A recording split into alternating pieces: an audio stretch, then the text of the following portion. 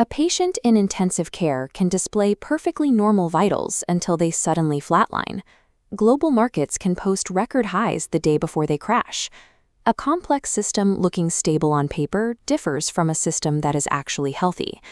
Often, a system appears its most robust exactly when it is surviving on the razor's edge of absolute failure. The flaw lies in how we monitor complex networks. We tend to track isolated state variables. We measure the blood pressure output. We track the asset price.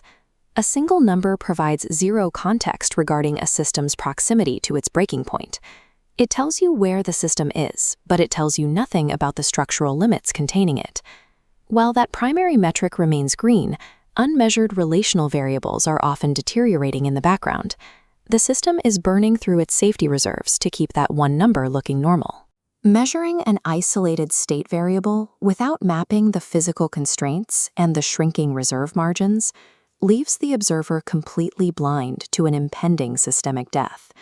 Dr. Bishara Saleh addresses this diagnostic blind spot in a transdisciplinary synthesis titled The Dynamic Architecture of Viability.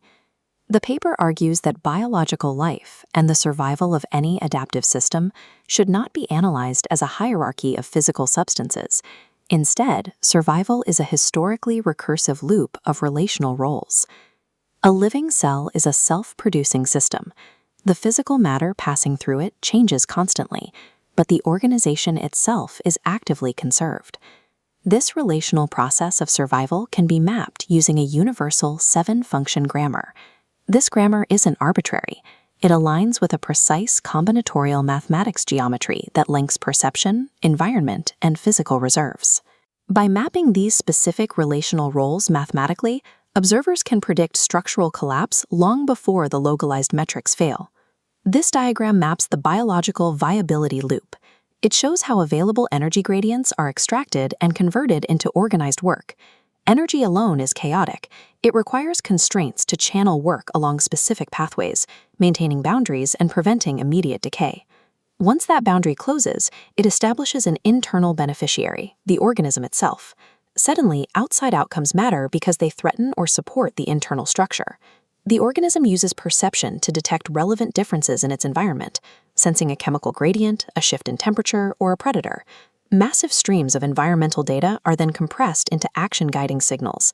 The organism processes this as a felt valence, a drive of attraction, aversion, or urgency.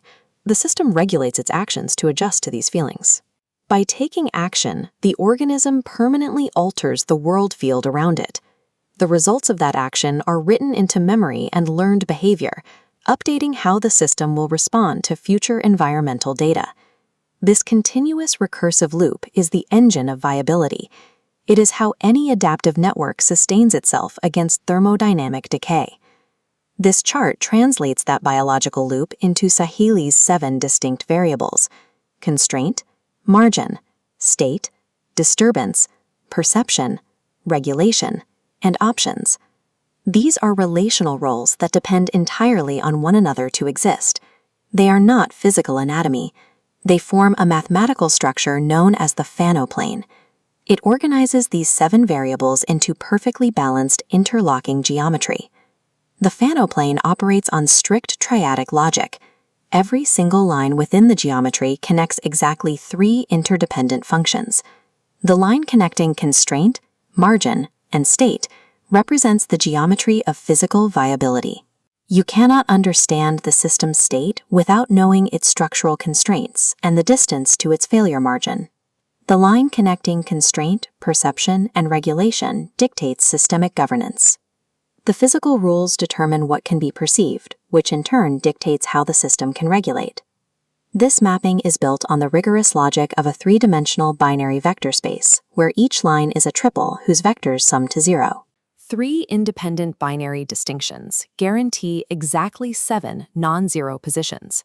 The semantic completeness of the grammar is mathematically proven.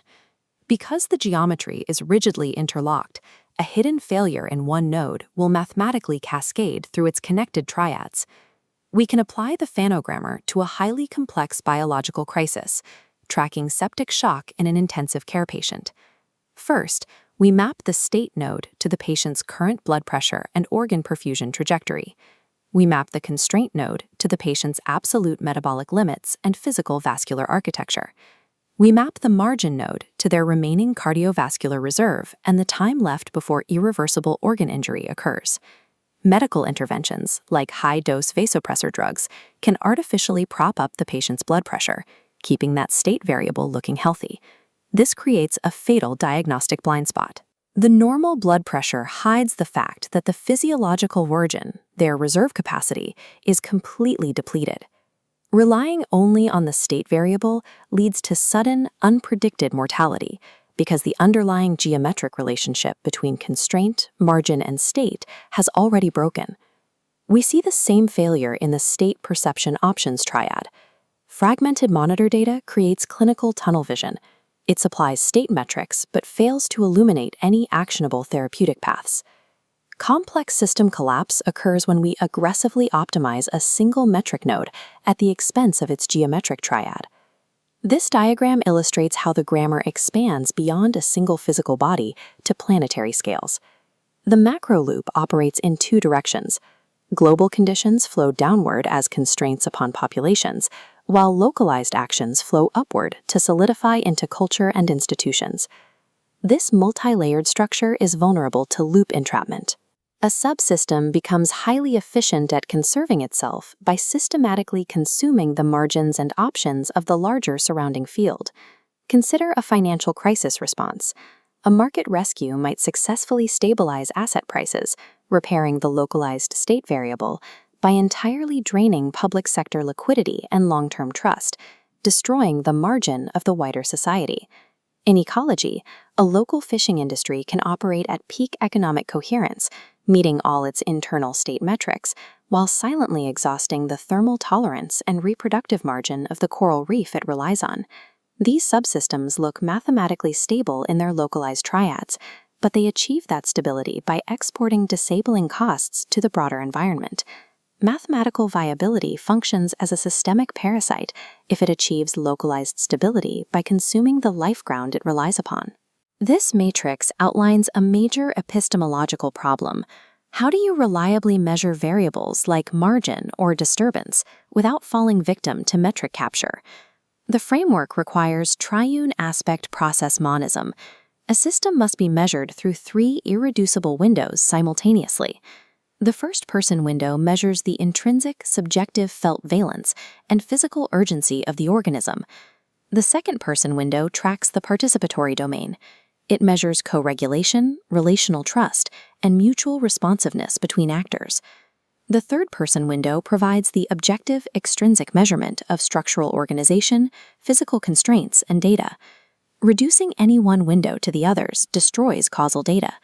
If you ignore first-person suffering or second-person trust to optimize a third-person efficiency metric, your diagnostic model is entirely blind.